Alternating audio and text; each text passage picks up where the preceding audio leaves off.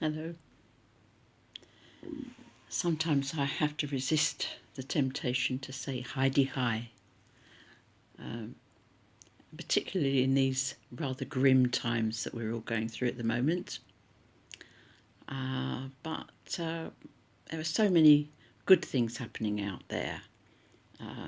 It seems like compensation indeed for all the awful things that we're having to put up with at the moment. And I was heartened myself to see how many people were taking to social media and putting prayers and good thoughts out. And that's among all the people that are offering practical help, doing shopping for others, running errands, making sure that people are all right, especially the elderly and the vulnerable in all our communities worldwide. Particularly also those who are entertaining, musicians and singers and I suppose comedians and all sorts of people offering their talents and skills to cheer up the world's population as we go through this change in our lifestyles. I was looking at some of the presentations of religious services and thinking about those people who rely so much on being able to go into a church or a synagogue or a mosque or a temple where they're able to sort of soak up that spiritual atmosphere even without having to do very much themselves, if anything, and to have prayers said for them that they can follow, and be in what is basically a sacred space. But the fact is that the whole world is a sacred space, and we don't have to have buildings to enclose any of that space and make it sacred, because the whole world is. So, as John Wesley, of course, knew very well when he used to gallop around the countryside here in England and preach outside, often public houses, and wherever people were to be found, he would be there and preaching to them outdoors. And of course that links back to the very beginning of human spirituality, when people would gather outdoors. Everybody still flocks to Stonehenge, and I don't think that ever had a roof on it. Of course, the mind boggles thinking that, well, it could have had. But yes, stretching back to the beginning of time, human beings worshipped their creator as they saw it and were outdoors. And then somebody had the bright idea of building a shelter, and from that sprang the special shelter where people would go and gather and worship and praise the Lord together. Now, how do we do that if we're stuck indoors, self-isolating or isolating because we actually have got something wrong with us and we need to be away from others? We can make a sacred space for ourselves anywhere at all in our house, anywhere, even in your kitchen, dare I say it, bathroom, because that is actually only a place where we clean ourselves inside and out. So there's nothing to be ashamed of. And speaking of that, Paul, the disciple of Jesus after he was crucified, he wasn't before.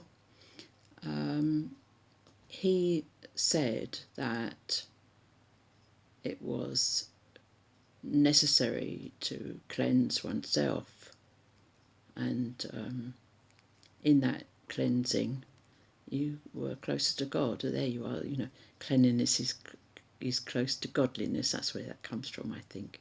And they didn't want to sort of go into the ins and outs of it. But the fact is that wherever 2 or 3 gather was always supposed to be a place where one could give up collective thoughts and prayers.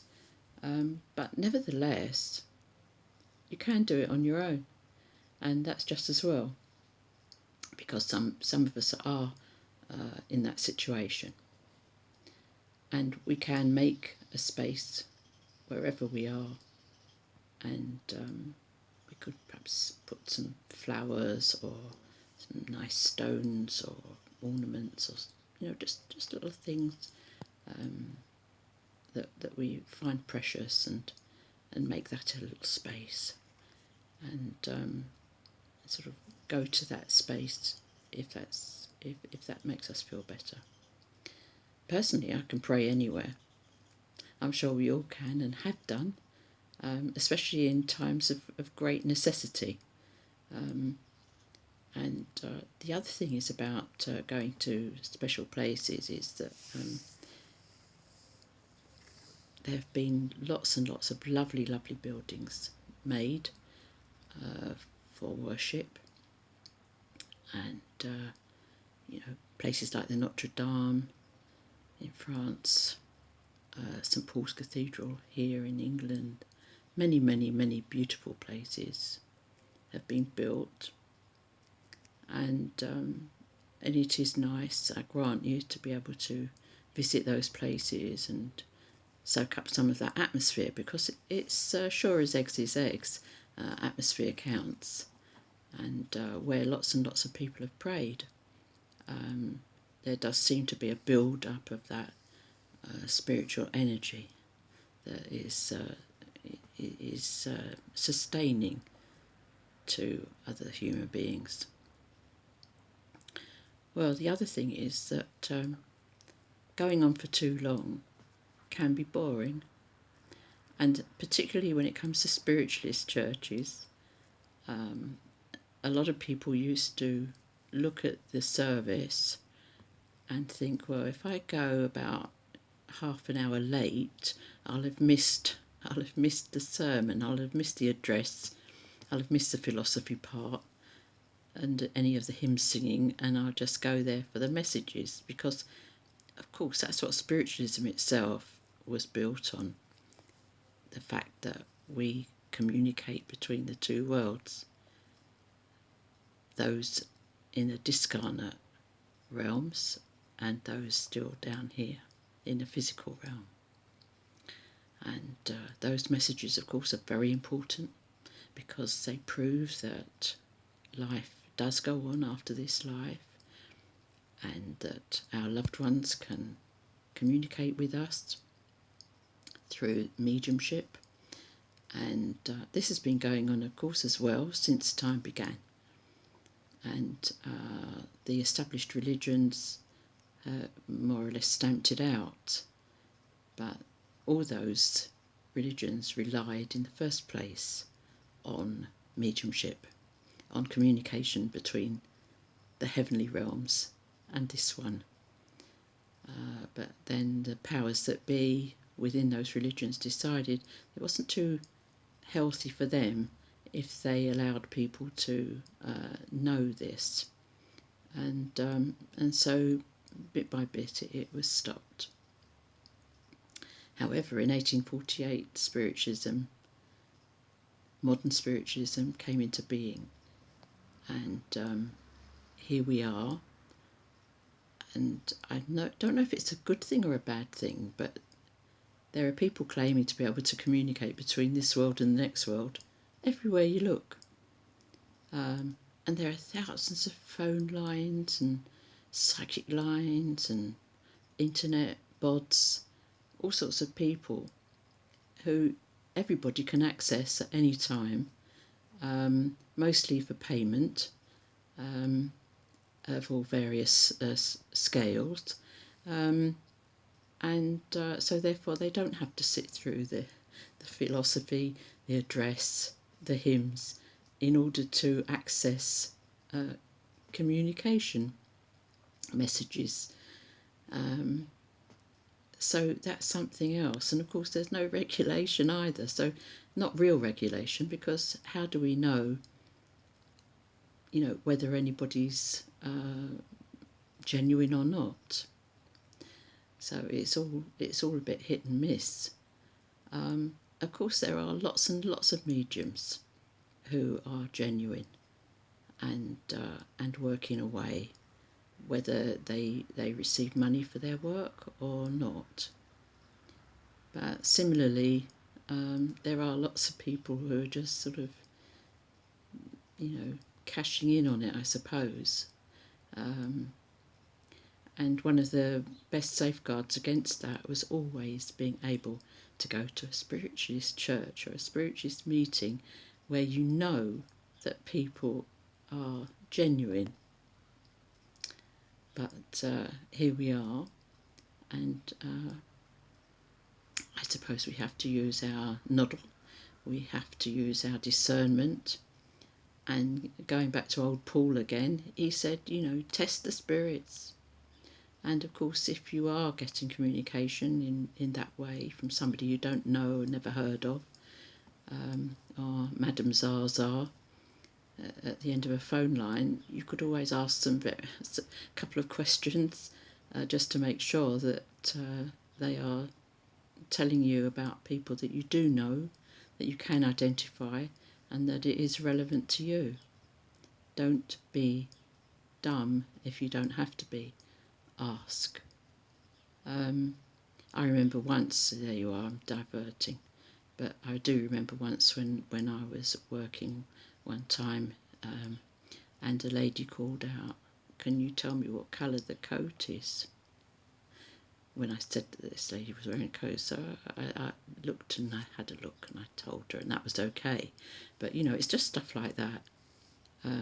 Ask them what colour the coat is. I suppose really that I've said enough for the morning, and I'll get a message for you. Now, I always get one by opening a book. As I've mentioned before, I'll change my glasses because otherwise I can't see, not the small bits anyway, perils of old age. And it's also the peril of not having a script. There we are. Oh dear, oh dear. Now, I have asked now. Let's ask something for everybody. I'll open this book. This is the little blue spiritualist hymn book that Reverend Nick Brown sorted out with me. I'm opening it now with my eyes shut, and I'll tell you what it says, if I can. It's talking about music. Oh dear. Talking about music that doesn't show us any. Here it is. Open my eyes that I may see glimpses of truth thou hast for me.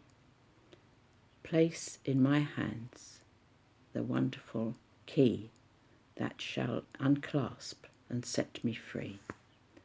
Silently now I wait for thee, ready, my God, thy will to see.